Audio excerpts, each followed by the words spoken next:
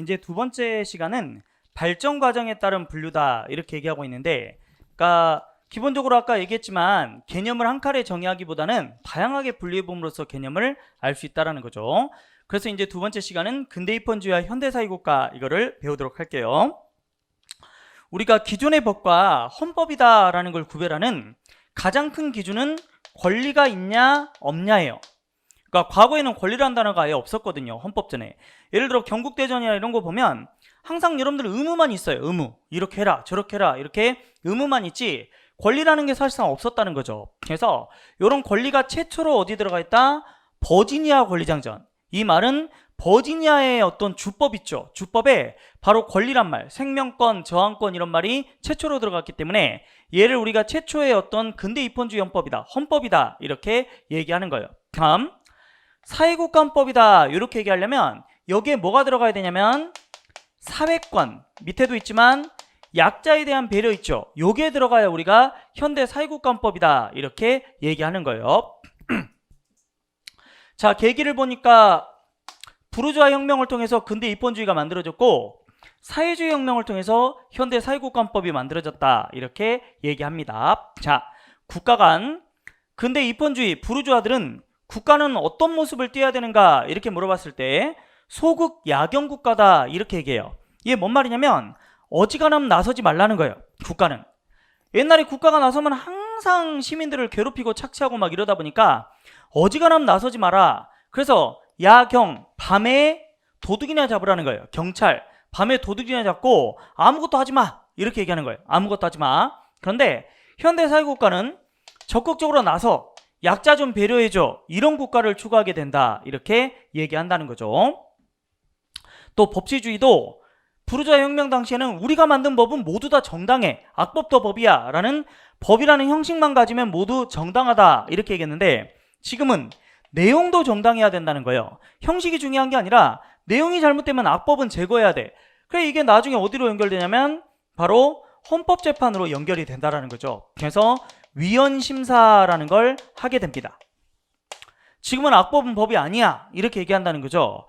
그 다음 기본권, 부르주아들은 내버려둬 자유 이걸 되게 강조했음에 비해 현대 사회국가는 약자에 대한 배려 이런 걸 강조하게 됩니다. 그래서 역사에 따라서 뭐다 이런 차이가 생긴다 이렇게 얘기한다는 거죠. 자, 그런데 이제 여러분들이 나중에 이 현대사회국가에서 오해하시면 안 되는 게 하나 있어요.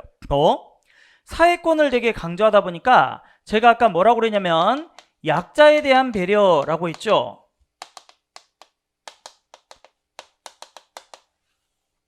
근데 내가 돈이 많으니까 나만 잘 살면 안 되지, 가난한 사람들도 좀 도와야지 라는 그런 착한 사람으로 생각하시면 나중에 현대 사회국가에 관한 뒤에 판례들이 이해가 좀 안 될 수가 있어요. 그래서 뭔 얘기를 하고 싶었냐면 여러분들 조심하셔야 되는데 현대 사회국가의 정말 큰 특징 중에 하나는 내가 이렇게 약자를 배려 안 하면 약자가 나를 죽일 수도 있겠구나 라는 그런 것 때문에 나온 게 현대 사회국가지 내가 돈이 많으니까 약자를 배려해야지 이거랑은 좀 차원이 달라요. 여러분들 주변에 부자 있으신가요? 부자의 기준도 잘 애매하죠. 현재 우리나라 부자의 기준은 제가 알기로 이제 통계청에서 조사를 보니까 사람들 얘기가 현금 내지는 자산이 20억 이상 되면 부자다 이렇게 좀 평가를 하더라고요. 그러니까 물론 100억 이상이다라고 하기도 하지만 100억 이상은 부자 너무 없는 거 아니에요? 그러니까 20억 정도 기준이면 부자다 이렇게 얘기하더라고요. 근데 여러분들 주변에 부자가 있으면 그런 부자들은 항상 내가 나의 능력에 비해서 너무 많은 걸 가지고 있으니까 한 달에 몇십만 원 정도는 기부를 해야 되겠구나 이렇게 생각하는 사람 많던가요? 별로 없어요. 오히려 돈 없는 사람들이 기부할 때도 많습니다. 그러니까 제가 볼 때 약자를 배려한다는 건 자신의 자산하고는 별로 상관이 없는 것 같아요. 그냥 약간 인성 또는 뭐 그냥 사람 스타일 따라 다른 거 아니냐 이렇게 생각이 든다는 거예요. 그럼 지금 뭔 얘기냐면 나중에 이 사회권이 약자에 대한 배려잖아요. 근데 우리 판례 보면 94년도긴 하지만 한 달에 6만 5천 원으로 살아라 라는 그런 내용이 있어요. 그러니까 기초생활기금이 한 달 액수가 6만 5천 원이다 이런 게 있다라는 거죠. 그럼 여러분들 생각해봐요. 아무리 94년도라고 그래도 6만 5천 원 갖고 한 달에 사람이 살 수 있어요? 힘들잖아요. 근데 이게 합헌 나와요. 근데 판례에 따르면 이런 거야. 그때 당시 65,000원이면 인간이 살 수 있냐? 죽지는 않을 것 같아요. 왜요? 제가 이 이후에 대학을 갔었는데 저희 대학 때만 해도 학사라고 있잖아요. 학교 식당, 학식이 1,000원이었어요. 1,000원. 근데 제가 먹었던 1,000원짜리 밥이 그 뒤에 군대를 갔을 때 군대 밥보다는 낫어요. 그러니까 먹는데 지장 없었고, 그 다음 하루에 아침밥 자다가 안 먹을 때도 많잖아요. 그러니까 하루에 2끼 6만 원이면 된다는 거죠. 그 다음 5,000원 남죠. 5,000원 남으면 이거 여러분들 모아가지고 2달이면 10,000원이잖아요. 가산 디지털 그 마리 아울렛 근처 가시면 창고로 된 그 옷 파는 데 있거든요. 그러니까 재고가 그 어떻게 보면 아울렛에서도 안 팔려가지고 그래서 이제 창고로 들어가는 게 있는데 거기 가시면 봉다리 같은 거에 10,000원 주면 터지지 않을 정도를 넣을 수 있어요. 그러니까 예를 들어 윗돌이 뭐 이런 거면 한 5벌 10벌도 넣을 수 있어. 물론 내가 사본 건 아니고 무슨 뭐 방송국 있죠. 방송국에서 싸게 파는데 이런 걸로 나는데 그럼 봐요. 10,000원이면 그런 거 한 10벌 살 수 있네. 바지락 막 이런 것들 봉다리에 하나 가득 살 수 있죠. 의식주에서 주 빼고는 다 해결되네. 그럼 자는 것만 문제 되잖아. 자는 거는 여러분들 요즘 여름 같으면 박스 같은 거 깔고 잘 수 있습니다. 뭐 노량진역이나 이런 데서 잘 수 있다는 거죠. 자, 너무 잔인하지 않나요? 그래도 팔레는 이걸 뭐다? 죽진 않겠네. 이렇게 얘기한다는 거죠. 그러니까 조심해야 되는 게 생각하면 되게 약자를 배려하니까 많이 해줄 것 같지만 막상 그러지 않아요. 판례는 이 사회주의 혁명 때문에 이거 이 정도도 안 해주면 뭐다? 얘들이 혁명 일으켜서 날 죽일 수도 있겠다라는 두려움 때문에 어떻게 보면 이 사회권이 도입된 거기 때문에 정말 내가 돈이 많으니까 약자랑 잘 살아보자 이런 개념에서 나온 게 아니라는 거예요. 그래서 그렇게 이해를 하셔야 이런 판례들이 이해가 돼요. 그러니까 정말 죽지 않을 정도만 배려해 준다 이렇게 얘기한다는 거죠. 이나마도 배려 안 해주면 굶어 죽으나 뭐 맞아 죽으나 이렇게 생각해 버릴 수 있으니까 그러진 말게 하자라는 그런 측면에서 이런 것들이 만들어졌다라고 생각하시면 돼요. 그래서 약자에 대한 배려이긴 하지만 정말 많은 것들을 해결해 주지는 않는다. 그렇게 이해를 하셔야만 뒤에 있는 사회국가 판례들이 이해가 된다. 이렇게 얘기할 수 있겠습니다. 자, 계속 가볼게요. 헌법의 특징. 다시 한번 얘기 드리지만 헌법이 뭔지를 알려면 여러 가지로 분류를 해봐요. 제가 누군지를 알려면 제 직업이라든지 성별이라든지 성격이라든지 이런 걸 여러 가지로 분류를 해보면 더 잘할 수 있겠죠. 자, 특징은 남과 비교를 해보자는 거예요. 분류가 아니라 이제 비교. 다른 선생님하고 저는 어떤 차이가 있을까요? 이런 거. 예를 들어 이제 다른 선생님들과 저의 어떤 차이점에 대해서 뭐 얘기할 수도 있겠죠. 제가 첫날에도 얘기 드렸지만 저는 뭐 강의 짬밥이 꽤 된다고 그랬잖아요. 제가 뭐 농담으로 얘기 드렸지만 해커스에서 선생님들이 저한테 주임원사다 이렇게도 얘기한다고 그랬죠. 주임원사. 남자분들 아시겠지만 거의 주임원사면 짬밥 되게 오래된 거죠. 그래서 해커스가 이제 아주 오래된 공무원하고는 아니다 보니까 저 같은 경우는 하여튼 해커스보다는 역사가 더 오래됩니다. 그러니까 짬밥이 꽤 돼요. 다른 것들과 비교. 그리고 저는 해커스 오기 전에 이제 관리반 같은 거 했다고 그랬잖아요. 그래서 학생들 뭐 상담이나 이런 것들은 이제 대충 뭔 말하면 대충 알아요. 오늘도 제가 몇 명 상담하면서 어떤 학생이 몇 마디 얘기를 하니까 얘 어느 대학 다니겠다라는 느낌이 좀 들어오더라고. 걔가 뭐 저 연대예요 아니면 고대예요 뭐 어째서 이게 아니라 뭐 어떤 그냥 공부하면서 이런 게 문제입니다라고 하는데 그 질문이 이거 공부 좀 하는 애들 질문이다 이런 느낌이 확 와요. 상담을 되게 많이 했기 때문에 그냥 느낌이 오더라고요. 그러니까 관리반을 오래 했다 보니까 뭐 꼭 헌법뿐만 아니라 전 과목에 대해서 제가 그러니까 뭐 단어를 설명해 주거나 내용을 설명해 줄 수는 없지만 방법론에 대해서는 거의 다 이렇게 설명할 수 있어요. 그러니까 이런 것들이 이제 다른 선생님들과 비교 특징 이렇게 얘기할 수 있죠. 그러면 이런 특징을 얘기하면 저분은 어떤 분이구나 이런 걸 알 수 있겠죠. 그래서 헌법도 다른 법과의 어떤 차이 이런 걸 얘기할 수 있다는 거죠. 자, 헌법은 논리만 강조하진 않아요. 그래서 상당히 사회적 상황 이런 것들을 많이 고려합니다. 이런 게 이제 헌법의 사실적 특징 이렇게 얘기해요. 요거 조금 이따 한번 얘기를 드릴게요. 이 판례가 나오거든요. 신행정수도라는 조금 이따. 그 다음 규범적 특징이 있어요. 규범적 특징은 법률에서의 다른 법과의 비교예요. 민법, 형법 이런 것과 비교해보자는 거죠. 근데 누가 뭐라고 그래도 헌법은 최고규범이다 라고 해요. 최고규범. 다만 다른 나라는 헌법에 아예 명시돼 있어요. 미국 헌법만 봐도 최고법이다 이런 단어가 있는데 우리나라는 헌법이 최고법이다 이런 말은 없습니다. 다만 위헌법률 심사라든지 헌법재판 이런 걸 볼 때 얘가 최고법이라는 걸 인정할 수 있어요. 왜? 최고법이니까 헌법에 어긋나면 그게 제거되겠죠. 그래서 이런 것들은 최고법임을 간접적으로 입증해 주는 거다 이렇게 얘기할 수 있다는 거죠. 나중에 이제 여러분들 기본서 가시면 시험에 제일 많이 나오는 게 이거예요. 최고규범. 이거는 시험에 잘 나오고 얘는 뭐 시험에 잘 나오는 내용은 아닙니다. 다만 이 판례가 되게 중요하니까 이 판례를 한번 설명드려 볼게요. 신행정 수도. 앞으로 내년 올해 출제될 가능성 아주 높죠. 왜? 지금 국회에서 또 행정수도 이전하자라는 논의를 하고 있어요. 그러면 집값이 움직일 거다. 집값이 이제 많이 서울이 내려가지 않겠는가라고 하는데 형 어떨 때는 제발 아무 말도 안 했으면 좋겠어요. 아무 말도. 그 사람들이 뭐 한다고 해서 지금까지 된 것도 없거니와 그런 얘기하면 또 세종시 집값이 또 올라가. 이거 누르면 이거 올라가고 이거 누르면 이거 올라가고 해서 그냥 아무 말도 하지 않았으면 좋겠다라는 생각도 들 정도로 하여튼 요즘 좀 괴로워요. 몰라, 여러분들이 이제 순수 수험생이니까 모르겠지만 저는 이사를 하려고 자꾸 이렇게 집값을 알아볼 때마다 너무 이거 움직일 수가 없게끔 올라가고 요즘 제가 무슨 생각을 하냐면 이 정도면 부모님한테 물려받지 않으면 집 살 수 있나? 서울에 그 평균 막 9억 넘잖아요. 막 뭐 아파트 좀 88제곱미터 하면 20억이 넘어가니까 20억 넘는 걸 여러분들 노력으로 어떻게 사요? 이건 너무 심하지 않나 막 이런 생각이 많이 들더라고요. 그러니까 모르겠어요. 어떻게든 하시겠지만 하여튼 이것도 약간 그때 일환이었어요. 즉 서울에 우리나라 수도권이 너무 이렇게 집중돼 있으니까 지방 이전을 해야만 결국 뭐 땅값도 내릴 수 있고 뭐 이러지 않겠는가라고 하는데 이게 되게 웃긴 게 당시 노 대통령이 이런 제안을 했다는 거예요. 노무현 대통령이.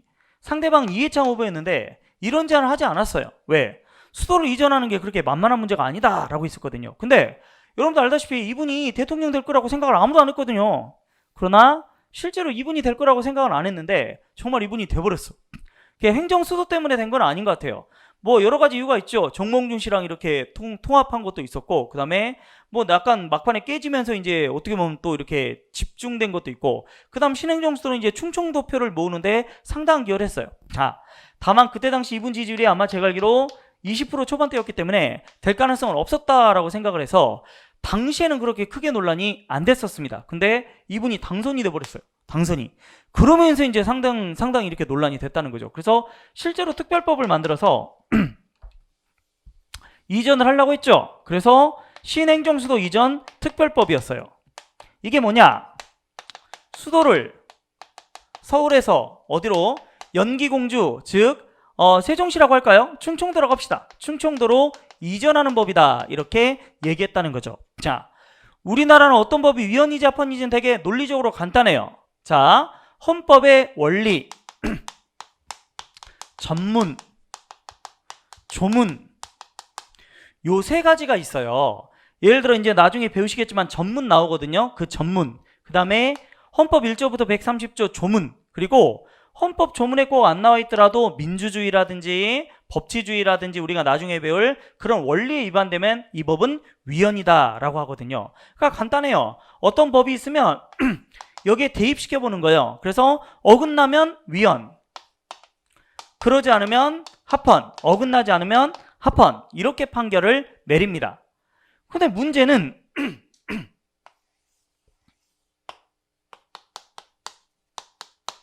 우리 헌법 어디에도 수도가 어디야 된다 이런 말은 없어요. 그럼 헌법에 없는 것들은 어떻게 하면 돼요? 말 그대로 국회가 알아서 하면 된다라는 거죠. 그러니까 이건 국회가 특별법을 만들어서 이전했기 때문에 제가 볼 때는 아무 문제가 없어요. 아무 문제가 없다. 근데 많은 사람들이 이 판례를 대표적인 정치적 판결이다라는 어떤 그런 그 논문이나 이런 것들이 많이 나와요. 그럼 왜 그러냐? 평석이 많이 나오는데 판례 평석이. 이유가 뭐냐? 이건 제가 볼 때 당연히 합헌이에요. 왜? 헌법에 어긋나지 않기 때문에. 왜? 헌법에는 수도가 어디에 된다 이런 말이 없거든. 그리고 실제로 외국도 수도를 이전할 때 헌법으로 옮기는 경우는 거의 없어요. 예를 들어 여러분들 알란가 모르겠는데 미얀마라는 나라 아세요? 지금은 아웅산 수지 여사가 지금 다스리지만 옛날에는 누가 있냐면 거기도 장군님이 다스렸거든요.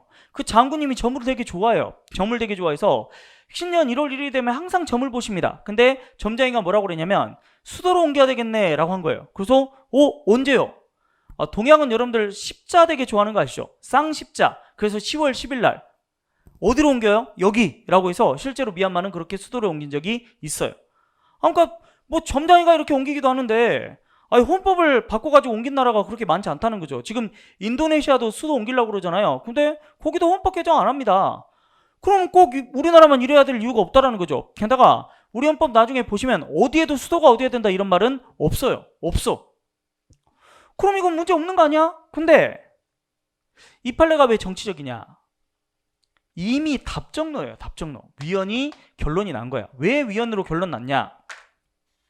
몰라요. 아무리 봐도 이제 당시 헌법재판관님들이 어떻게 보면 좀 사회 기득권층 아니었냐 이런 얘기도 있다라는 거죠. 그러니까 경기고 출신에다 서울대 법대 이런 사람들이 태반이었기 때문에 친구들도 다 어떤 서울에 어떤 기반을 둔 그런 데일 거 아니에요. 그럼 여러분들 봐요. 이렇게 서울에 기반을 둔 사람들이 몇 청이나 나시죠? 서경천도 정말 난이 일어날 정도로 심각하다는 거죠. 그러니까 헤게모니가 바뀌어버릴 수 있는 거예요. 그러니까 서울의 기득권층은 이런 것들을 상당히 거부하거나 부정하지 않겠는가. 그러니까 어찌 보면 헌재 재판관님들도 상당히 이렇게 기득권층이라고 할 수 있는 그런 어떤 경기고 서울대법도 이러다 보니까 주변 사람들의 영향을 받아서 이미 이거는 결론이 위헌으로 난 거 아니냐 이런 얘기를 많이 한다는 거죠.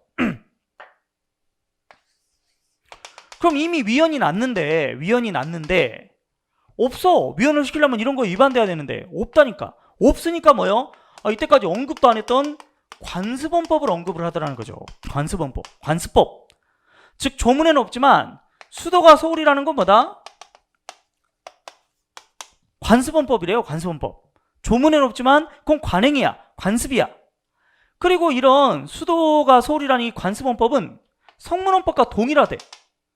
그러니 이 수도를 충청도로 바꾸려면 헌법을 개정했어야 되는데 왜 헌법 개정을 안 했냐는 거죠. 우리가 배우지만 헌법을 개정하려면 128조에서 130조 국민투표까지 거쳐야 되는데 안 하지 않았냐. 그래서 위헌이다 이렇게 얘기한 거예요. 자, 많은 학자들이 비판하기를 외국은 그렇게 꼭 한 것도 없고 우리 헌법에는 어디도 뭐다 수도가 어디에 된다 이런 말은 없더라는 거죠. 또 관습법이 되려면 국민들이 뭐 해줘야 된다? 합의해줘야 돼. 수도가 서울이란 걸 합의해줘야 되는데 지금도 여러분들 여론조사 보세요. 그 최근에 엊그저께 나온 여론조사만 봐도 수도가 서울이 하나요? 절반 정도는 긍정하고 절반 정도는 아니어도 되는데 예를 들어 여러분들이나 저 같으면 옮겨도 되지 않아요? 저는 제주도만 아니면 될 것 같아요. 아니면 땅끝마을 이런 데만 아니면 될 것 같아. 충청도 정도면 적당하지 않나요? 여러분들 지방 내려가 보시면 알겠지만 그 운전해 보면 대전까지 엄청 밀려요. 그리고 그 다음부터는 쫙쫙 다 퍼지거든. 차라리 가운데 있는 게 그러니까 한양은 옛날에 북한까지 포함했을 때 가운데잖아요. 그러니까 제가 볼 때 뭐 대전 갔다가 그다음 나중에 이제 남북 통일되면 그때 다시 한양이나 평양으로 가도 상관없는 거 아니에요? 평양 가면 문제 생겨요? 저 북한 뭐 주사파입니까? 그런 것도 아니잖아. 그러니까 국민들이 원하면 타는 거잖아. 그러니까 국민들이 대전으로 가도 된다. 가도 된다. 안 가도 아니면 안 된다. 거의 반반이야 반반. 근데 우리가 관습법이라고 하려면 국민의 합의가 필요한데 합의라고 하려면 거의 90% 이상이 찬성을 해줘야 된다는 거죠. 그러니까 우리나라 사람들 90% 이상이 수도가 서울이어야 된다 이렇게 찬성하지는 않거든요. 그러니까 누구 마음대로 이게 관습법이냐 이런 것도 논란이 있었다는 거죠. 다시 우리 헌재는 원리에도 전문에도 조문에도 없어요. 그러니까 느닷없이 지금 얘기도 안 했던 수도가 서울인 건 관습헌법이야. 그러면 수도를 충청도로 옮기는 건 이 관습헌법 위반되는 것이다. 그러니 위헌이다 이렇게 결론 내렸거든요. 근데 많은 학자들이 비판하기를 아니 관습헌법 이때까지 얘기하지도 않았지 않았냐. 갑자기 무슨 관습헌법이냐. 관습헌법을 언제 얘기했는데 얘기한 적도 없고 그다음에 니들이라고 그러면 안 되겠다. 재판관님들이 말씀하시는 관습헌법이 되려면 이런 요건들을 갖춰야 된다는 거예요. 그럼 이런 요건들 중에 특히 중요한 게 뭐다? 국민의 합의. 즉 관습헌법이 되려면 국민의 90% 이상은 뭐다? 수도가 서울이어야 됩니다. 이런 걸 인정을 해줘야 되는데 어느 국민이 그런 걸 인정해 주냐는 거죠. 인정해 준 사람은 절반 될까 말까 이 정도밖에 아니지 않냐. 그러니까 당신들은 관습헌법 위반으로 위헌 이렇게 얘기했지만 이거는 관습헌법 자체가 성립이 안 된다는 거예요. 누가 이런 거 인정해 줬는데 국민들이 누가 합의해 줬냐는 거야. 합의도 안 해줬는데 자기들 마음대로 헌법을 만든다는 게 말이 되냐는 거죠. 그래서 이 판례는 아주 잘못됐다라는 비판이 많아요. 그러다 보니까 출제가 아주 많이 된다라는 거예요. 그래서 많은 사람들이 뭐라고 한다? 대표적인 정치 판결이다라고 해요. 즉 논리적으로 위헌이 된 게 아니라 당시의 정치적 상황이나 이런 것 때문에 뭐다? 위헌이 된 거다. 이런 얘기를 많이 한다는 거죠. 그래서 아까 제기했던 헌법의 정말 큰 특징 중에 하나인 정치적인 특징 또는 사회적인 특징이 많이 반영된 것이다. 법논리로만 따지면 이게 위헌이 될 수 없다는 거죠. 왜? 위헌이 되려면 기존에 했던 것처럼 원리, 전문에 위반돼야만 위헌이 되는 것인데 사실 여기 어디에도 뭐다? 우리 나중에 헌법 좀 보시면 알겠지만 수도가 어디에 된다 이런 말이 없다는 말이에요. 그럼 이건 없으니까 뭐다? 여기 없으면 입법자가 알아서 할 내용 내용이잖아요. 그래서 입법자가 다수결로 이걸 했는데 이게 뭐가 문제냐 이렇게 얘기한다는 거죠. 근데 헌재가 이걸 위헌시켜버렸다는 거죠. 그래서 상당히 이거는 어떤 정치적인 색깔이 반영된 거 아니냐라는 비판을 받게 된다는 거죠. 지금 여당이 지금 또 수도 이전한다 이런 말이 되게 많잖아요. 그죠? 제가 아까도 얘기했지만 그러다 보니까 출제 가능성, 시의성이 있기 때문에 현재 시사성이 있기 때문에 출제할 가능성이 아주 높다 이렇게 보시면 돼요. 기본 강의 때 이제 좀 더 자세한 내용을 얘기 드리겠지만 하여튼 상당히 헌법은 정치적인 색깔을 띈다 이런 것들은 알아두셔야 되겠다는 거죠. 자, 그 다음 헌법의 특징 중에 하나가 또 헌법의 해석은 좀 달라요. 법률과 어떤 특징이 있냐 이런 거 한번 볼게요. 여러분들이 나이트에서 이제 춤을 추는 거야. 춤을 추는데 갑자기 어떤 이상한 아저씨가 이제 와가지고 틱틱 건들면서 뭐라 그러면 아가씨 춤 잘 추네 이러면서 두부 안무 사래요. 그래서 이제 춤을 추다가 미친놈 아니야? 나이트에서는 두부를 사래? 그래서 그냥 너 이러면서 이제 계속 춤을 추다가 다시 이제 앉아가지고 이렇게 술을 이렇게 먹으려고 하는데 안주들이 되게 기름진 안주가 많은 거야. 그래서 아까 그 두부 아저씨가 갑자기 생각이 나는 거야. 아, 그래서 나이트에서 두부를 파는구나. 술은 먹기 싫은데 목은 말라. 근데 또 안주는 되게 기름지니까 그래서 이제 두부 먹으라는 건가? 이러면서 화장실로 아까 오라고 그랬거든. 그래서 화장실 금방으로 가니까 아저씨가 에이 오는구만 아까 사지? 라고 했더니 아이 죄송해요 한 번만 주세요 이렇게 얘기한 거예요. 그랬더니 아저씨가 10만 원이래. 그래서 이 여자분이 미친놈 아까도 미친놈이라고 그러는데 여전히 미쳤는데? 아니 미친 거 아니야? 어떻게 10만 원이래 두부를? 아 아저씨 이건 너무한 거 아니에요? 그러니까 예를 들어서 우리가 뭐 그 극장 가면 팝콘 값 할 때 더 주잖아요. 그러니까 피서지 같으면 이제 약간 바가지 있죠. 내가 이해를 하겠다. 나이트에서 두부 사 먹는 사람이 많지 않으니 뭐 그래서 내가 5,000원짜리 뭐 5,000원? 만원? 이 정도까지는 이해를 하겠는데 10만 원은 너무 심한 거 아니에요? 두부 그 매점 마트 같은 데 가면 한 2,000원 하면 하는 건데 10만 원 50배는 너무 심한 거 아니에요? 라고 했더니 아저씨가 째려보는 거야. 아 장난해요? 라고 하는 거야. 아저씨가 지금 장난하는 거죠. 지금 뭐 하는 거예요? 왜 10만 원이 했더니 뭐 지금 사러 왔는데 두부 산다며요. 이렇게 싸우고 있는 거야. 이 상황이 여러분들 좀 이해돼요? 아저씨가 진짜 팔려고 했던 게 두부일 것 같으세요? 나이트에서 두부를 누가 사요? 그럼 이거 뭔데? 마약이에요, 마약. 누가 마약 사세요 이런 얘기를 공개적인 데서 합니까? 당연히 이렇게 얘기하지. 여러분들 그 스칸디나반도 있죠? 뭐 노르웨이 막 이런 데 있죠? 핀란드 막 이런 데. 이게 책에도 나오는데 거기서는 마약 사라고 할 때 뭐라고 그러면 갈치 사라고 한대요. 갈치. 왜냐면 은백색으로 빛나잖아요. 그러니까 갈치 한 마리 사세요 이렇게 얘기한다는 거예요. 그럼 이게 뭔 말이냐? 우리가 법률 해석은 두부로 해석하는 거예요. 말 그대로. 근데 헌법을 해석할 땐 그 상황 같은 걸 많이 따져봐야 된다라는 거죠. 즉 이 상황에서 이 사람이 이런 얘기를 왜 했을까라고 생각한다면 분명히 제가 볼 때 두부는 아니었던 것 같아요. 그러면 은어를 썼지 않았을까? 다시 말하면 뭔가 팔지 못하는 걸 팔려다 보니까 요런 단어를 썼겠네. 그럼 나이트에서 팔지 못하는데 가격이 좀 비싼 거라면 당연히 마약 아니겠는가 이렇게 생각하는 게 헌법 해석이다 이렇게 얘기하는 거예요. 그래서 법률 해석과 헌법 해석은 좀 달라요. 법률은 문헌적으로 해석하는 거라면 헌법은 뭐다? 사회 상황이라는 걸 많이 고려해야 된다 이렇게 얘기한다는 거죠. 이런 걸 우리가 헌법 해석이다 이렇게 얘기합니다. 그러면 도대체 합헌적 법률 해석은 뭘까요? 이렇게 물어볼 수 있는데 합헌적 법률 해석은 되게 법이 다양하게 해석이 돼요. 다양하게 해석이 되면 그럼 뭐다? 헌법에 맞게끔 합헌적이니까 헌법에 맞게끔 해석하는 것 요게 뭐다? 합헌적 법률 해석입니다. 이렇게 얘기한다는 거예요. 요게 시험에 되게 잘 나오거든요. 그래서 좀 어려운데 제가 판례를 지금 뒷판에 있으니까 이 판례를 설명드릴게요. 이거 좀 중요하고 시험에 잘 나오는 판례입니다. 합헌적 법률 해석이 뭔가요? 라는 거예요. 자 볼게요. 우리 지방공무원법에 이렇게 돼 있어요. 지자체장은 다른 지자체장이 동의를 얻어 소속 공무원을 뭐다? 전입할 수 있다 이렇게 돼 있다는 거예요. 근데 여기서 중요한 건 요거예요. 만약에 법조문이 하여야 한다라고 돼 있으면 이건 선택의 여지가 없어요. 무조건 해야 되거든. 근데 조문이 할 수 있다 이러면 할 수도 있고 안 할 수도 있는 거 아니에요? 야, 너 이번에 좀 참가해 줬으면 좋겠어. 시간 되면 갈게. 이 말은 뭐야? 시간 안 되면 안 갈 수도 있다는 거잖아. 다의적으로 해석이 된다는 거죠. 할 수 있을 것 같은데 못할 수도 있는 거 아니에요? 할 수 있다라는 건 해야만 하는 건 아니잖아요. 그러니까 다시 말하면 최소한 이렇게도 해석이 되고 이렇게도 해석이 되는 다의적 해석이 돼야만 뭐가 된다? 바로 합헌적 법률 해석을 할 수가 있는 거예요.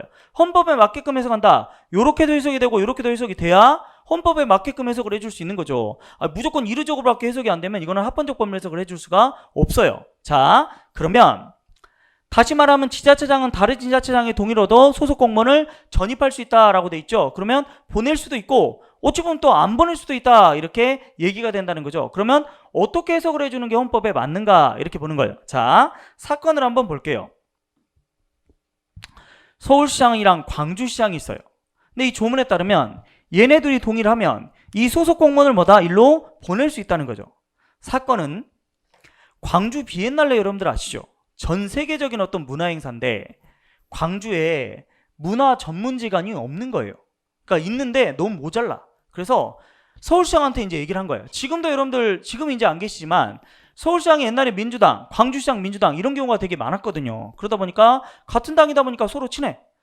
여러분들 그 전에 박원순 시장하고 이재명 지사 서로 친해요. 형님하고 이렇게 할 정도로 친해.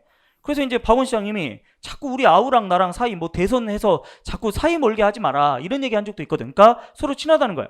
그러니까 이제 서울시장한테 이제 얘기를 한 거예요. 형님 좀 도와주세요. 저희 지금 문화 쪽 공무원이 되게 필요한데 지금 서울은 안 하잖아요. 그러니까 좀 파견 좀 보내주십시오 이렇게 얘기해요. 그럼 이제 서울시장이 이제 동의하면 보낼 수 있다라고 돼 있는 거죠. 자, 이 조문이 헌법에 합치한가 이걸 지금 얘기하자는 거죠. 자, 우리 헌법 볼게요. 헌법 7조 2항. 여러분들 헌법은 7조 1항은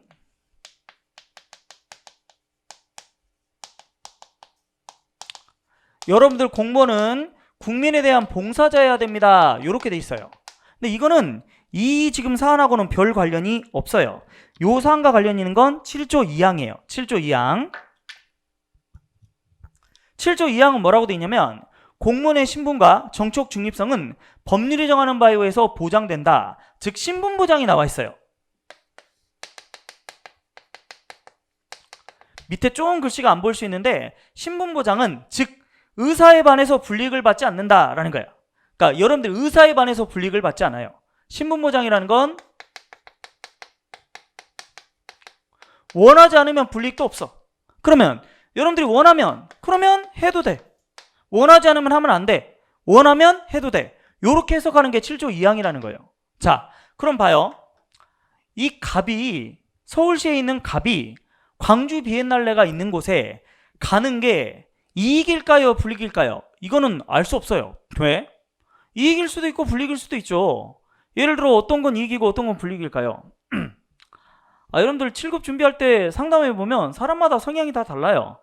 예를 들어 아니 왜 뭐 공무원 준비하세요? 라고 하면 어떤 사람은 저는 공직에 들어가는 게 어렸을 때부터 꿈이었다. 그래서 거기서 정말 저의 능력을 발휘해보고 싶습니다. 이렇게 얘기하는 사람이 있고 어떤 사람은 아니 그냥 사회가 되게 힘들고 안정적인 직장을 되게 원하는데 그래서 뭐 그런데 가고 싶어요. 뭔가 그게 급하고 상관이 없는 것 같아. 5급, 7급, 9급이랑 상관없이 야망이 있는 사람, 야망이 없는 사람이 좀 있는 것 같아요. 제 친구 중에는 행시 패스한 애가 있거든요. 근데 걔는 되게 그 공원 관리하는 분 중에 장급이 5급인가 그래요. 그런 데서 일하는 걸 되게 원해요. 그래서 야 행시 패스 했으면 좀 능력 발휘해갖고 쭉쭉 올라가야 되는 거 아니냐? 그럼 걔가 맨날 하는 말이 뭐냐면 아무 의미 없대. 그 능력 발휘하면 뭐해? 올라가면 올라갈수록 스트레스만 더 받지. 장관 할 것도 아닌데. 내가 장관 좀 하면 안 되냐? 그러면 장관하면 뭐해?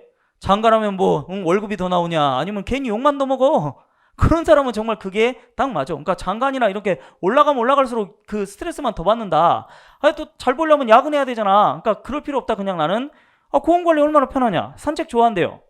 산책하고 신문 읽고 그다음에 그래서 아유 맨수야 막 이런 얘기를 우리가 간혹가다 하는데 그럼 봐. 이런 야망이 없는 사람들은 뭐 하려고 광주까지 가요. 자기 가족도 다 여기 있는데. 그러면 원하지 않겠지. 원하지 않는 사람을 보내면 안 된다는 거죠. 우리 헌법에 반한 해석이야. 근데 아까 얘기할 때 그런 사람 있잖아요. 저는 공무원 해가지고 정말 공직에서 제 능력을 발휘하는 게 제 꿈입니다. 저의 꿈은 장관까지 돼보는 게 한번 꿈입니다. 이러면 이런 사람은 여기서 자기 능력 있는데 아무 행사가 없어. 놀고 있느니 광주까지 가갖고 정말 국제적으로 한번 자기 능력을 보여주고 싶지 않겠어요? 자, 이런 사람은 원하겠지. 그러니 헌법에 맞게끔 해석하려면 뭐라고 돼 있어요? 판례 결론. 야, 원하면 보내. 이게 이렇게 해석하는 게 뭐다? 헌법에 맞는 해석이다. 이렇게 얘기하는 거예요. 다시. 법조문에 뭐라고 돼 있다고요? A 지자체장은 B 지자체장의 동의를 얻어 그냥 전입할 수 있는데 얘네 둘이만 동의하면 보낼 수 있다. 이건 아니라는 거죠. 헌법에 맞게끔 해석하려면 본인이 원하지 않는데 보내면 안 돼. 원하면 보내도 돼. 이게 헌법에 맞는 해석이다. 헌법조문 이렇게 돼 있다는 거예요. 자, 그러니 판례 결론은 갑한테 물어봐. 뭐라고? 너 원해 원하지 않아? 원하면 보내. 원하지 않으면 보내지 마. 이게 헌법에 맞는 해석입니다. 이렇게 얘기하는 거예요. 그러니까 다시 말하면 이렇게 전입할 수 있는 건 전입 보낼 수도 있고 안 보낼 수도 있죠. 다양하게 해석이 될 때 어떻게 헌법이 추구하는 거랑 맞게끔 해석을 해야 된다. 헌법이 추구하는 건 뭐다? 얘가 원하면 보내라 라고 돼 있다는 거죠. 원하면 보내고 원하지 않으면 보내지 마 이렇게 돼 있다는 거죠. 그래서 나중에 여러분들 이 판례 나온 다음에 우리 법조문 많이 바뀌어요. 뭐로 바뀌냐면 본인이 동의할 때만 보내세요. 이런 식으로 법조문이 많이 바뀐다는 거죠. 자, 요렇게 해석하는 게 뭐다? 헌법에 맞는 해석이다. 이렇게 얘기한다는 거죠. 그래서 앞으로 여러분들 많이 배우실 건데 앞으로 우리 해석할 때는 뭐다? 항상 헌법에 맞게끔 해석이 돼요. 헌법이 추구하는 바가 뭔지 이런 걸 잘 살펴야 된다. 이렇게 얘기한다는 거죠. 요런 걸 우리가 뭐라고 그런다? 합헌적 법률 해석이다. 이렇게 얘기해요. 그래서 다시 한번 얘기하는데 헌법은 여러 가지로 역사에 따라 분류할 수도 있고 내용에 따라 분류할 수도 있고 그 다음 다른 법과의 어떤 특징 이런 것과도 이제 우리가 구분해야 되는데 최고법이다 보니까 뭐다? 다른 법률을 해석할 때 사회 상황이나 이런 것도 많이 고려해야 되고 또 최고법이니까 다른 법들이 요거에 맞게끔 해석을 해야 된다. 이렇게도 얘기한다라는 거죠. 그래서 요렇게 배웠습니다. 그 다음 이제 두 번째 목차가 헌법의 흐름입니다. 헌법의 흐름은 이건 어찌 보면 이제 헌법 전체에 대한 것도 역시 내용인데요. 헌법의 흐름, 헌법을 만들고요. 그 다음 헌법이 변하고 그 다음 변했는데 도저히 오늘날과 맞지 않으면 개정하고요. 이 개정은 국민을 위한 것이어야 되는데 어찌 보면 우리나라 역사를 보면 항상 집권력 때문에 이렇게 개정을 했다는 거죠. 그래서 이럴 땐 수호해야 된다. 근데 제가 뭐라고 그랬냐면 1, 2, 3, 4 이런 식으로 해석을 해드렸죠. 자, 이게 원래 논리적으로는 좀 더 맞아요. 헌법이 만들어지고 변하고 도저히 현실하고 안 맞으면 바꾸고 바꾸는 게 국민을 위한 거였는데 그런 게 아니라면 저항권을 행사한다니 이렇게 수호를 해야 되는데 왜 책목차는 대부분 이렇게 돼 있냐면 수험서기 때문에 그래요. 수험서기 때문에. 시험은 재정이랑 개정 비교 문제가 되게 잘 나오거든요. 그래서 이런 식으로 목차를 놓고 이렇게 네 가지 목차를 두는데 원래 논리적으로 따지면 1, 2, 3, 4 이렇게 가는 게 좀 더 논리적이지만 시험에는 뭐다? 1, 2가 시험에 잘 나온다는 거죠. 비교 문제가 잘 나오고 3은 잘 안 나와요. 그래서 이제 보통 이렇게 목차를 만든다는 거죠. 자, 그럼 이제 우리가 재정을 한번 얘기해 볼게요. 헌법을 만들어요. 헌법이 근본적으로 바뀌어요. 이런 걸 재정이라고 하는데 시험에는 재정은 거의 출제가 잘 안 돼요. 왜? 헌법은 항상 뭐가 중요하냐면 시사성이라는 게 중요해요. 현재 문제가 될 거냐 이런 게 되게 중요한데 재정할 일이 없어요. 여러분들 죽을 때까지 내가 죽을 때까지도. 재정을 하려면 다시 우리가 군주국으로 바뀐다든지 아니면 혹성탈출처럼 원숭이 세상이 된다든지 이러면 재정이 될 텐데 근데 그럴 일이 없거든요. 그럴 일이 없다 보니까 사실 재정할 일이 없으니까 출제가 잘 안 되더라. 그러면 재정은 뭐만 나오냐? 그냥 옛날 얘기죠. 옛날 얘기. 그래서 옛날 얘기만 좀 시험에 나올 수 있습니다. 그럼 시험에는 뭐가 잘 나올까요? 얘가 엄청나게 잘 나와요. 개정이 엄청나게 잘 나오고 재정은 나올 일이 별로 없다. 이렇게 보시면 돼요. 그럼 재정 간단하게 요런 얘기만 좀 볼 수 있어요. CS와 슈미트. 즉 아까 얘기했지만 옛날 얘기라는 거죠. 자, 근데 인문강의다 보니까 여러분들 헌법에서 잘 나오는 세 사람이 있어요. 그 사람이 CS 슈미트 그리고 루소예요.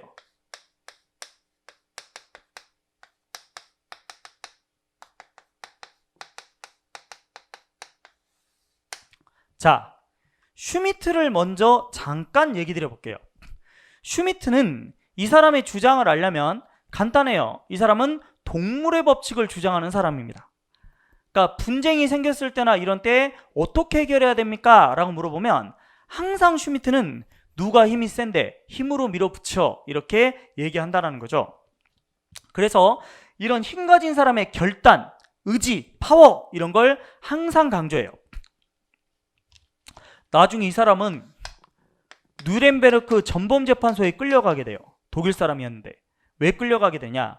이런 걸 강조하다 보니까 이걸 바탕으로 누가 나오냐면 히틀러라는 사람이 탄생하게 돼요. 그래서 히틀러가 탄생하게 된 이론적 배경을 만든 학자다. 대학자거든요. 그래서 이 사람은 뉴렌베르크 전범재판소에 끌려가게 된다는 거죠. 다만 이 사람은 전혀 뉘우치거나 반성하지 않아요. 전범재판소에 끌려갔을 때 뭐라고 그러냐면 내가 죽더라도 나는 내 주장에 대해서 후회하지 않는다라고 하고, 그리고 판사들이 이 사람 얘기를 들어보니까 맞는 말 같아. 한편으론. 왜? 당시 자기가 이런 주장을 했을 때 독일의 상황이 어땠냐? 1차 세계대전 폐망 때문에 독일 사람들은 망국이었기 때문에 거의 엄청난 고통과 혼란 속에 빠져 있었고, 베르사유 조약에 따른 그 배상금이 독일이 도저히 감당을 못해. 근데 이유가 있었죠. 프랑스나 이런 데는 독일이 다시 부강하는 걸 바라지 않았어요. 언제든지 강력한 적이 될 수 있으니까 다시 일어나지 못할 정도로 배상금을 물려놨다는 거죠. 이 혼란기를 도대체 어떻게 해결할 거냐? 대화 타협으로 택도 없는 소리.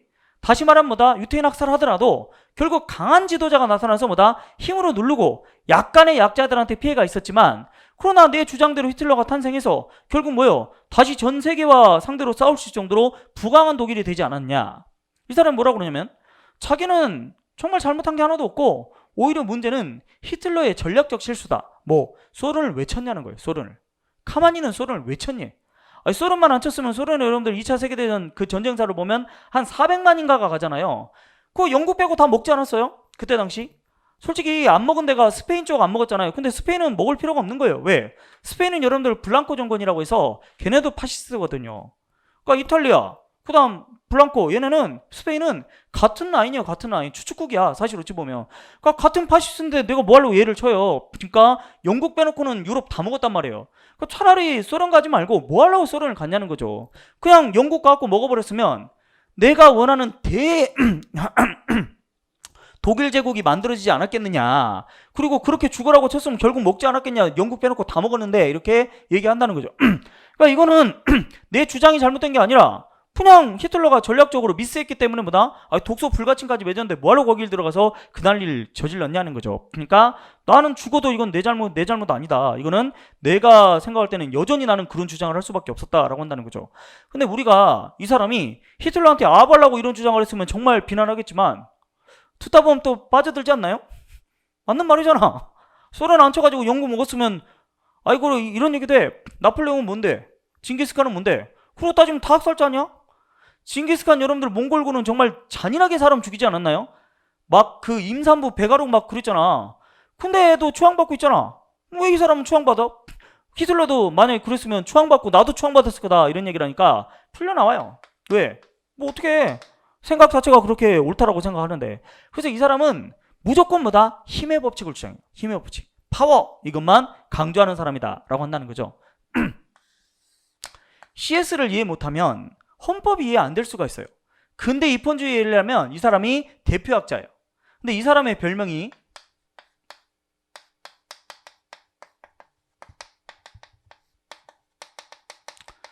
국어 시간 아니니까 부르주아는 국어에서 배우시고 그냥 부르주아의 대변자다 이렇게 얘기한다는 거죠. 그럼 이게 뭔 말이냐? 이 사람은 철저하게 프롤레타리아를 배척해요. 그리고 부르주아가 모든 걸 해야 된다 이렇게 얘기합니다. 근데 여러분들 착각하시면 안 돼요. 이 사람을 부르주아의 앞잡이라는 말을 쓰지는 않습니다. 이런 표현을 쓰진 않아요. 이 말은 대변자라는 말을 굳이 하는 건 그만큼 긍정적인 면이 많다는 거예요. 그러니까 부르주아만 대변했으니까 되게 부정적인 인물은 아니다 이런 얘기를 하는 거예요. 그러면 왜 그러냐? 저는 사실 공부를 좀 이렇게 계속 하다 보니까 CS가 너무나 이해가 돼요. 그러니까 지금으로 따지면 부르주아의 앞잡이 아니야? 아니 고생은 프롤레타리아들도 다 했는데 왜 부르주아들만 전부 다 이렇게 이익을 누려야 되나? 또 왜 권리를 부르주아만 누려야 되나? 되게 나쁜 사람이다 이렇게 생각할 수가 있는데 이 당시의 역사나 이런 걸 보면 이 사람이 너무나 이해가 된다는 거죠. 왜? 근데 저는 이게 너무나 이해되는 게 이 사람이 살았던 당시 계몽주의학자들 대부분이 이런 주장을 해요. CS랑 거의 똑같은 주장을 해요. 그러니까 이 사람이 특별하게 주장을 한 게 아니라 대부분 이런 주장을 한다는 거죠. 미국의 여러분들 3대 아버지라는 사람들 있잖아요. 메디슨, 그 해밀턴, 그 다음에 제퍼슨 이렇게 하는데 메디슨이나 해밀턴이 쓴 책 같은 거 보면 더 심해. 어디 저 아래 것들 막 이런 식으로 얘기를 해요. 그럼 왜 그러느냐? 이 당시는 또 이해가 되는 게 이 당시 여러분들 문맹률이 거의 90%예요. 90%. 그러니까 노동자, 농민이라고 하는 사람들 한글을 몰라. 그 당시에는 영어를 모르겠죠. 영어를 몰라. 글을 읽지를 못해요. 근데 이런 사람들이 국회의원 된다는 게 말이 돼요? 말이 안 되잖아요. 여러분들이 모여서 스터디한 답이 맞을 것 같아요? 내가 말하는 답이 맞을 것 같아요? 당연히 내가 맞죠. 여러분들 100명이면 내가 틀릴까? 아닐걸? 1000명이면 내가 틀릴까? 내가 맞을 것 같은데? 그러니까 다시 말하면 배우고 또 공부 좀 하고 대학도 나오고 그 다음에 뭔가 재력이 있는 사람들이 헌법도 만들고 정치도 하고 이게 맞는 거 아니에요? 아무것도 모르는데 어떻게 그 사람들이 하냐는 거죠. 글도 읽지 모르는데 그 사람들이 법을 만든다는 게 우리가 추구하는 게 법치주의인데, 인치주의가 아니라 법치주의인데 글도 못 읽는 사람이 법을 어떻게 알아요? 그러니까 이건 말이 안 된다. 배운 사람들이 해야 되는 거 아니야? 성 안에 있는 사람들이 해야 되는 거 아니야? 자본주의, 그러니까 부르주아들은 대부분 자기 자식들을 학교에 보내잖아. 그러니까 부르주아들이 권력을 잡아야 되는 거 아니야? 이거는 내가 부르주아이기 때문에 얘기하는 게 아니라 당연하고 옳은 것이다 이렇게 얘기를 한다는 거죠. 그래서 철저하게 이 사람들은 뭐다? 부르주아의 대변자, 부르주아의 자본가의 입장에서만 얘기를 해요. 자, 루소는 솔직히 이 CS와 정면 대립하는 사람이 루소인데 더 정확하게 말하면 마르크스예요. 마르크스가 이 사람하고 완전 대변되는 사람이야. 뭐라고 얘기하냐? 아니, 그렇구면 니만 혁명을 일으키든가. 왜 혁명을 일으킬 때 민중이야 이러면서 뭐요? 프롤레타리아까지 다 참가시키고 오히려 죽은 사람들은 프롤레타리아란 말이에요. 근데 왜 과실은 너만 따? 같이 따야지. 야, 너 맨날 우리 보고 주권자라며. 그래놓고 선거할 때는 이 당시 이 사람은 제한선거를 주장해요. 제한선거. 부르주아들만 선거한다는 거죠. 그러니까 죽을 때는 같이 죽어놓고 피를 흘릴 때는 같이 피 흘려놓고 과실은 왜 너만 따는데 우리가 주권자야? 우리 선거권도 없어. 그 다음 뭐 아무것도 참가 못해. 그리고 루소나 마르크스는 뭐라고 얘기하냐면 아니 이게 말이 되냐. 지금 이 시대가 말 그대로 민중이 뭐 시대라든지 아니면 뭐 혁명 시대다 이렇게 말해놓고 우리 입장에서는 뭐다 제가 아까 얘기 드렸죠. 뭐라고 그랬다. 우리 애들은 6살 때 들어가서 뭐다 12살 때 죽어나와. 너희들은 그렇게 잘 살면서. 그러니까 우리 입장에서는 뭐다? 이거는 뭐 귀족 사회나 지금 사회나 달라질 게 없다는 거죠. 우리가 나아질 게 뭐가 있어요? 그냥 지배층이 바뀌었을 뿐이야. 뭐 부르주아로. 우리의 삶은 전혀 나아진 게 없다. 오히려 더 심하다 이런 얘기도 많이 한다는 거죠. 옛날엔 그래도 애들까지 이렇게 죽이진 않았다 이렇게 얘기한다는 거예요. 그러니까 사회적 혁명이 일어나는 거죠. 부모들이 자기들 이렇게 사는 거는 팔자다 어쩔 수 없다 이렇게 하지만 이쁜 내 새끼들까지 이렇게 산다는 건 도저히 용서가 안 된다는 거죠. 나의 자식들을 위해서라도 뭐다 혁명을 일으켜야 되겠다 이렇게까지 생각을 하게 되니 이게 이제 마르크스의 주장이 결국 사회적 혁명으로 이어지게 되는 거잖아요. 그러니까 어찌 보면 뭐다 두 사람은 크게 대립한다 이렇게 얘기하는 거예요. 근데 대한민국에서는 막스라는 말을 거의 못 쓰잖아요. 근기 아니에요? 근기요? 그러다 보니까 이제 막스의 주장과 비슷한 뭐다? 루소 이 사람은 이제 얘기를 하게 된다는 거죠. 루소는 지금 프랑스의 7대 성인 중에 한 사람이에요. 왜? 이 당시에 자기도 부르주아였기 때문에 충분히 부르주아의 권리를 누릴 수 있었음에도 불구하고 이런 부르주아들을 엄청나게 비판한다는 거예요. 자기도 부르주아였지만 엄청나게 비판해요. 마르크스 부인이 귀족인 건 아세요? 쓸데기 없는 얘기일 수도 있는데 막스가 우리나라는 아니지만 다른 나라에서 약간 이렇게 추앙받는 이유는 자기가 충분히 누릴 수 있는 사람이었어요. 막스도 부르주아잖아요. 마르크스 부인은 귀족이었단 말이에요. 그러니까 엄청난 유산과 뭐 이런 많은 혜택을 누릴 수 있는 사회 기득권층이었는데 자기들이 생각할 땐 이건 아니라는 거지. 왜 같이 피 흘려놓고 우리만 누려? 그래서 마르크스는 평생 도망 다니잖아요. 평생 도망 다녀요. 그러니까 그래서 오늘날에 이 사람이 약간 추앙을 받는 거예요. 자기가 누릴 수 있었음에도 불구하고 이건 옳은 게 아니다 이런 주장을 했으니까. 근데 아까도 얘기했지만 막스는 우리나라의 근기어란 말이에요. 그러니까 그런 주장을 비슷하게 했던 사람이 루소다. 그래서 루소가 프랑스에서 7대 성인 중에 한 명이다 이렇게 추앙을 받는다는 거죠. 루소는 뭐라 그러냐? 루소는 이제 나중에 계속 얘기 나오게 해요. 여기는 지금 슈미트하고 CS만 나오지만 그냥 딱 이런 얘기를 하는 거예요. 야, 혁명 일으킬 때 너만 일으킨 거 아니잖아. 네가 주동을 했지만 실제로 총 들고 뛰어든 사람 우리였다. 프롤레타리였다라는 거죠. 근데 혁명이 끝난 다음에 피는 우리가 흘렸는데 나중에 과실은 뭐다 니만 따더라. 선고도 너만 가져. 이런 게 어딨냐. 게다가 우리의 삶은 전혀 나아진 게 없더라. 그러니까 이 말들을 전부 다 루소 같은 사람이 하는 거예요. 근데 이 사람이 극소수였어요. 극소수.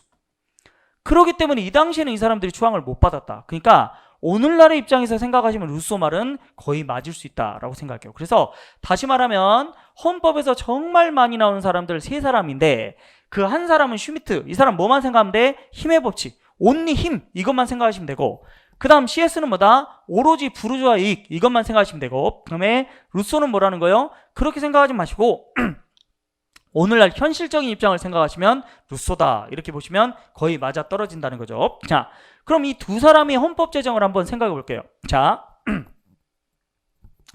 지금은 이런 얘기를 할 필요가 없는 게 당연히 헌법을 제정하는 사람도 국민이요, 바꾸는 사람도 국민이요, 다 국민이에요. 국민 주권이 정립이 됐기 때문에 이런 논쟁이 필요가 없어요. 그러나 옛날에는 헌법을 제정하는 사람이 누구냐라는 걸 많이 논의하게 돼요. 그래서 슈미트 같은 사람은 이런 얘기를 합니다. 자, 여기 이런 말이 나오는데